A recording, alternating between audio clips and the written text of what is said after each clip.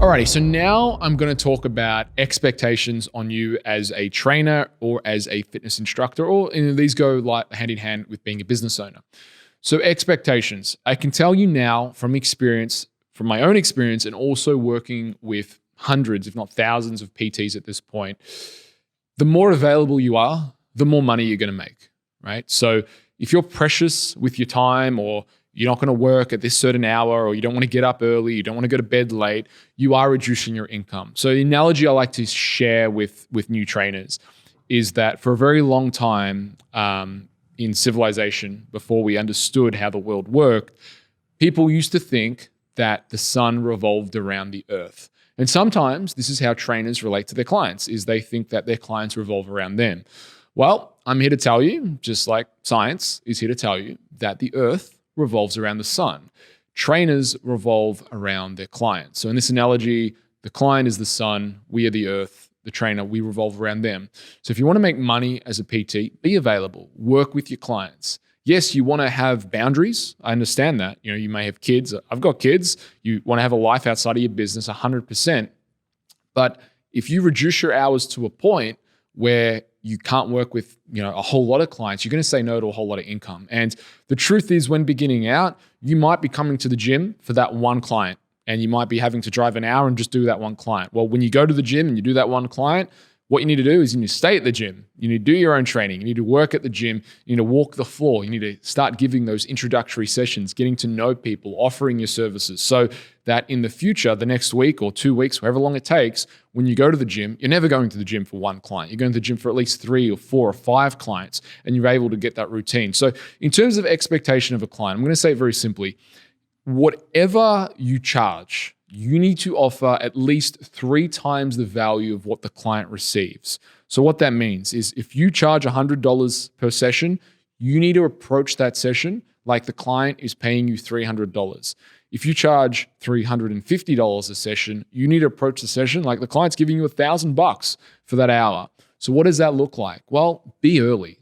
On time is not on time, right? You need to be 5 to 10 minutes early for your client. These are simple things, but I can guarantee you, right? If you've given the client, and I want to go over them now because this can be the make and break if a client signs up with you and also continues with you for the lifetime of your training, right? So if you're late, the client might not say, hey, you were late, but the fact that you were 1 minute, 2 minute, it could be very small. It could be 1 minute late, right?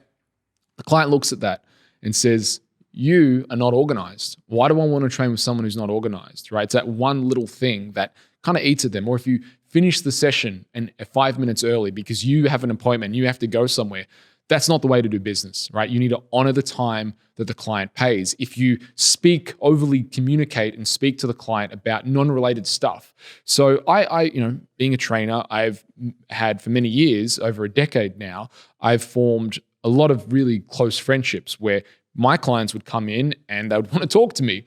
And I had one guy particularly who I very much enjoy talking to him. So I changed our sessions from 1 hour to 90 minutes. And I knew that for 30 minutes, we were going to talk nothing related about his training. But then I'd always look at my watch and say, all right, we're going to start now. This is professional time. You're paying me. I'm going to shut you up. And I would live by my watch. So expectations are huge. Be on time. Keep your conversations relevant and on task to what the client wants to achieve. And if you find yourself wanting to talk to that client, they shouldn't be paying for that. They're paying for you to train them. If they're a nice person and you find yourself wanting to talk to them, go for a coffee with them. Talk to them outside. Obviously, you want to be friendly with your clients, but don't be too friendly because it can impede business as well, in terms of if you develop very close relationships, then it becomes awkward to charge for. So you do want to have those boundaries as well. Your availability. And I can tell you one thing, right? Clients sometimes have no sense of time. So you might get messages at 10 o'clock at night, really early in the morning, whenever it is. I would say you want to get back to those messages, number one, as fast as you can, within reason. If a client's messaging you at 10 p.m. at night, you don't have to get back to it. But the next morning, you get back to it promptly. The more available you are, the better. Again, for me, I was charging when I stopped PTing $350 an hour, right? So if a client messaged me at 10 p.m. at night, I would answer it because they're paying for it. So this is where the expectations come in. right? So it really depends on where you want to play. If you want to be charging high amounts, that's the white glove service, right? White glove service is you're going to be more available. And you might say, well, there needs to be some boundaries in that. And yes, I get that. But understand, if you are going to be charging a premium, people expect a premium. And especially when you get above $100, around that 120, 150 mark, you need to go to another level of service. So if you want to be a low-level trainer, and I don't recommend it, charging $50 an hour, people are going to expect less, but they're also going to put in less. And you don't want those clients because you're not going to build reputation with those clients because they're not paying for it. The clients that I see really want to get results. Otherwise, they wouldn't pay my amounts. And they get results and they do everything that I say. The same thing here at Enterprise. We charge a premium. People put in the premium. And that's what I would be advising you to do is don't look at that. You want to get to the higher levels because you're going to get a lot more from your client. Now, in terms of expectations, right? You want to outlay them with your clients as I'm outlaying them on you right now. So when you have a client, you tell them what to expect from your services from day one, right? Have a 24-hour cancellation policy. If they cancel on you with less than 24 hours notice, the session still gets charged at full price. And also, it works both ways. If I cancel on you for whatever reason, family emergency not excluded, I will give you a makeup session free of charge. Right? So my cancellation policy when I was a trainer and here at Enterprise Fitness, it works both ways. We outline that expectation. The power of the written word here is crucial. Other things, cancellation policy, tell them to come early, right? Get into the gym 10, 15 minutes early, show them the warm-up routine, get them in good habits. Tell them that if you haven't finished the whole workout because you've been teaching them, they're welcome to stay at the gym and do that. So you want to lay this out from the beginning and also keep in mind the Pygmalion effect when it comes to coaching and expectations. The more you expect from someone, the more they'll actually give you, right? The Pygmalion effect basically is, and what it states, is that your ability, your belief in someone, if you think someone is no good, they end up playing out to being no good. But if you look at that person as they're going to achieve their goals, they're more likely, the way you interact with them, they're more likely to achieve their goals. Another way to say this is casting, right? So if you cast your client as a loser who's not, wasting your time, they're probably going to play out that and, waste your time and be a loser. But if you cast that person as a client who's going to be a business card client for your, get these amazing results and tell you, they're much more likely to play out that. So that's the Pygmalion effect. Expectations. The client has expectations on you. Understand what those expectations are from day one. A question you might ask as well is, what do you value in the context of personal training? And actually ask each client that you see and find out what they're really after, and then live up to that, really deliver that, because that's what they want. That's what they're after. And don't ever think that you talking to a client is, about having a general conversation is what the client is paying for, right? A client, I tell you this in terms of expectations, you could have the most loveliest conversation with a client and you think that was great and they have a smile, but if they walk out the gym without a sweat, that's a waste of money. Yeah, nice person, but waste of money. Why am I paying for this? They just talk to me, right? So it's up to you to make sure that person, to deliver service, to control the conversations, to be a leader. What I advise is to have a stopwatch on at all times where you can time your client's rest. And when their rest is approaching, you say, time's up, off you go. You'll get a lot more out of your clients. They will pay you more and you'll get better results. All right, so on your expectations, to just put a full summary on it and to get really, really clear, the expectations you want to place on your client, because I spoke about, number one, your expectations on the client, but you having expectations on the client themselves, is do put a 24-hour cancellation policy. So that's one. And also state that rescheduling requires 24 hours notice, otherwise the session is charged at full fee. Another expectation you want to put in, again, put these in writing, is all weekly payments must be set up on direct debit. And the reason for that is you do not want to be collecting cash every session from the client. It's very, very messy. Either they pay up front, or if they're going to pay by the session, you want to get that set up on a direct debit. Any upfront payments for packages need to be made in advance. All sessions are 1 hour. It's something else I'd recommend for all of your expectations. It's as hard to sell half an hour and 45 minutes as training as it is to sell 1 hour. I would recommend that everyone watching this video only does 1 hour personal training, you'll be more profitable. Your average dollar session will go up. And also the client doesn't have to think about, am I going to do half an hour or 45? The other thing with half hours and 45s is clients, sometimes they're late, sometimes they need to learn early. It all eats into the time that you're training someone. So you might as well charge for your time, charge for the full hour. It does make your life a lot simpler, especially if you're looking to grow your business and hire staff. Do tell your clients to get to your session 10 minutes before they start and do the warm-up and activation on their own. You can tell the client in terms of your expectations is you take calls between 9 a.m. and 7 p.m. If I don't answer, I am in a session. That way the client knows that, because sometimes, you might be PTing all day. The client's trying to call you. You can't get back to them because you're in session. Don't look at your phone, and tell them that when I'm in a session, I don't look at my phone. It's on do not disturb because I want to give 100% of my attention to you and all of my clients. And that's why I don't answer my phone. And also another thing on that is never answer, well, obviously within reason of your family emergency, but do not ever text or message or be on your phone during a session. It's very unprofessional and should cost you a client as far as I'm concerned.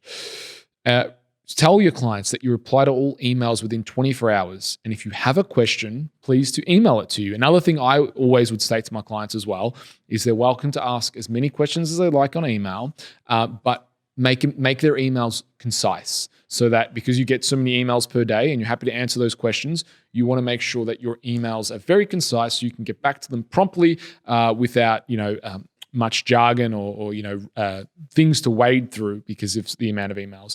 So they're your expectations. They're the main expectations that I would say put in writing in your T's and C's with your client when you give them. They're very straightforward. 2 more points on expectation. So if you're thinking you're going to work 9 to 5 as a PT, it's not going to happen, right? Clients want to train at 5 a.m., 6 a.m., 7 a.m., maybe 8 a.m., and then you're probably going to do your training at that time. Maybe you have some clients at 11 a.m., 12 p.m., and then you might go home and have that middle of the day break and then come back, right? Especially when and that's where your availability and your hours, they're going to be your golden hours. It's going to be your early AMs, your late PMs, and that's where you're going to be available. Now, yes, you can burn the candle at both ends by doing very early mornings and very late at night. So you're probably going to pick which one you're going to specialize in. I know for me, I like to start, my first session at 7 a.m. when I was doing hardcore PT, and my later sessions would be like 8, 9 p.m. That would be fine. So I'd finish at 9 p.m. So you do need to pick, but understand that fundamentally you can definitely have some clients during the day. We have a lot of clients here during the day at Enterprise Fitness. We're rocking pretty much every hour, but that's something you're going to work towards, right? Starting out, you're not going to get every client who is able to train. Usually, I'd recommend working 6 days a week, having Sunday off, but still available by phone if people are inquiring. Because the thing about PT is if someone has made a decision to buy and do PT, they're in a very fragile state. So they want to do it and they want to do it now. So if you don't get back to them straight away, they're going to find someone else. So make sure in terms of expectations and your shifts that you are available, you're getting back to appointments, someone's calling your number and wanting to train with you, get back to them straight away. With expectations as well, this industry, people do make judgments on the way you look. So there's no politically correct way I can say this. Both you need the audio of what you say to a client. I'm not saying you need to be 6% body fat and amazingly in shape, but you need to be into your fitness, right? You need to be training. You need to be walking the talk. The audio must match the visual. You don't need to be breaking world records or competing in bodybuilding and bikini comps, but at the very least, you need to be into your fitness and into training. It will go a long way in terms of your career. Likewise, one thing I do find with a lot of people, guys and girls who train, is they don't shower straight after their training and they smell. So, and I say this on video very frankly, because I've seen it too many times with PTs, but your appearance, your smell, your odor, when you're with a client, you can be training someone all day, especially like the spandex kind of polos, they can get quite sweaty. So be conscious of that. Have a cologne, have a work cologne that you anchor in that smell that is only for work. So you smell it, okay, I'm in work mode, and have a different cologne or perfume for when you go out. Make sure you take care of your hygiene. In terms of appearance, I always recommend looking better than what your clients will look, right? So if I'm doing a business course, Usually I wear a suit or a three-piece suit. I like to dress one more step than what my client or student's going to dress. If I'm training a client, I have really nice tracksuit pants. I have a really nice polo. I'd recommend the same for you. For guys, I recommend Public Rec. They're online. I've got no affiliation with them, unfortunately, but they make really great tracksuit pants and really great. The all-day, everyday pant as well is fantastic, which are quite a strong material, a stretchy material, but look very, very smart. Likewise, the top brands like Adidas, Nike, you want to be getting a nice pair of tracksuit pants, no rips, holes, or anything like that, and a nice pair of shoes. You don't want, your shoes all in tads. And I have seen this from trainers. That's why I address it. For the ladies, get some good fitness gear. I think Lululemon is one of the popular brands. Laura Jane, these kind of brands, 2XU as well. Ladies generally have a bit more knowledge around these things than males do. But with that said, male or female, you want to look the part, you want to look smart, you want to dress one step higher than what your client would dress and look smart.